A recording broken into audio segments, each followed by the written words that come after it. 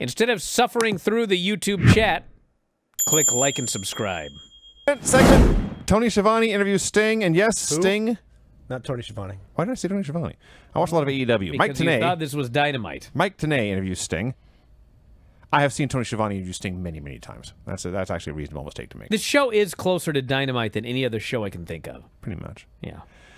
So I was surprised Sting did in fact deliver this time and come out. Or He actually came out. They delivered Sting. He was on the show. Yes. The replay had aired. Now we can safely bring this guy out. Mm-hmm. And he did a great interview. He tells the story of his last match in Panama City and goes through the big matches of career. Many details he gets wrong, but he's more than anything he remembers the fans. And the way that show in Panama City ended, he was never able to say goodbye to the fans. The fans never had a chance to say goodbye to him. So TNA says, we got Spike TV. We want to bring you in. He checks out the show. He sees AJ Styles. He sees Abyss. He sees Samoa Joe. Future world champions, he says. And he knew this was his brand. Took their offer. Wrestled his first match in 5 years. He came back to say goodbye. And Final Resolution was his final resolution. Thanks to TNA management. Thanks to Dixie Carter and the Carter family, which might be the first time her name was said in this show. I'm not sure. And mostly, thank you to the fans. I don't want the memory of that match to be tainted. That classic at Final Resolution. I just want to say goodbye and thank you. Fans are chanting, please don't go. But he says, I love you, and I'm saying goodbye. And he lays the baseball bat down in the ring, and he goes up the aisle, and AJ Styles and Chris Sabin and Sanjay Dutt are there to shake his hand. And finally, Christian Cage, who's very disappointed, tries to talk him out of it. Sting puts his hands on his shoulders and says, I love you like a brother. And I thought you had one tag match, and you were not getting along with that tag match. But then he just leaves. 20 years ago this week, Sting said goodbye to the world of wrestling. Yes. And then proceeded to wrestle for 19 more years. 19 years he wrestled after this. It's astonishing. I thought his promo was great. I thought he did a hell of a promo. Although it was odd that he actually did do TNA weekly pay-per-views. But then his claim was he had not wrestled since that WCW match, which, how the hell do you... It's one thing if it's like WWE and you want to not acknowledge that you wrestled somewhere else. But he wrestled for TNA. Yes. That was astounding. I feel like with the awards and stuff they gave, like TNA's history just started again with the Spike Well, TV yeah, it show. started over many times. I think that's true. But yeah, I thought that he did a good promo. I thought the show was pretty good once we got past that opening segment. It was okay. I thought it was one of the better ones we've seen. But I'm still ready to move on. Here's 20 years ago this week. The number one song and album were repeats from last week. Number one movie, Big Mama's House 2.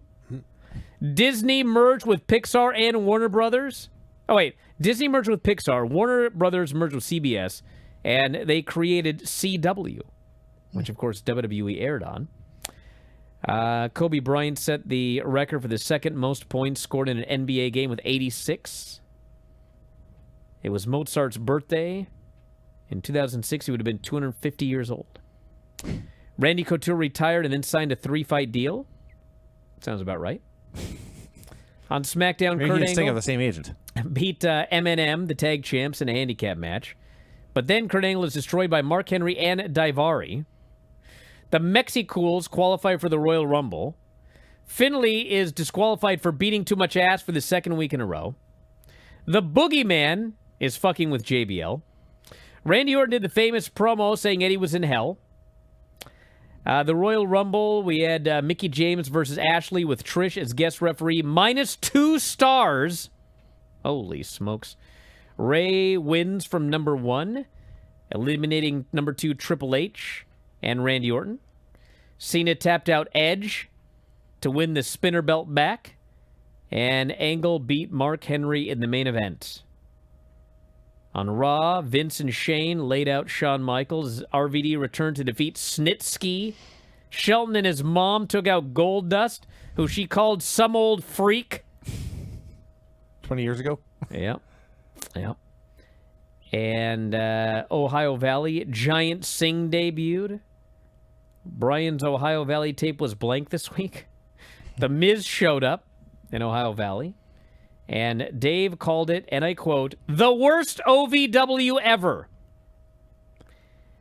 Well, now I'm sad. Tim White slit his wrists. That's how he tried to kill himself this week. Gosh. For those of you keeping track.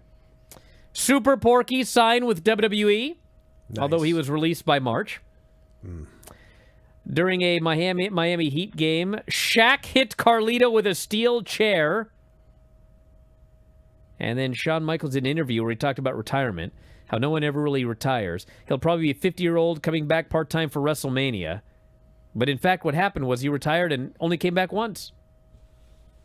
And that's pretty much it. AJ Styles wrestled Bryan Danielson in Ring of Honor the same weekend as this Impact. And Vinny reviewed a Coliseum home video about Hulkamania. Wow.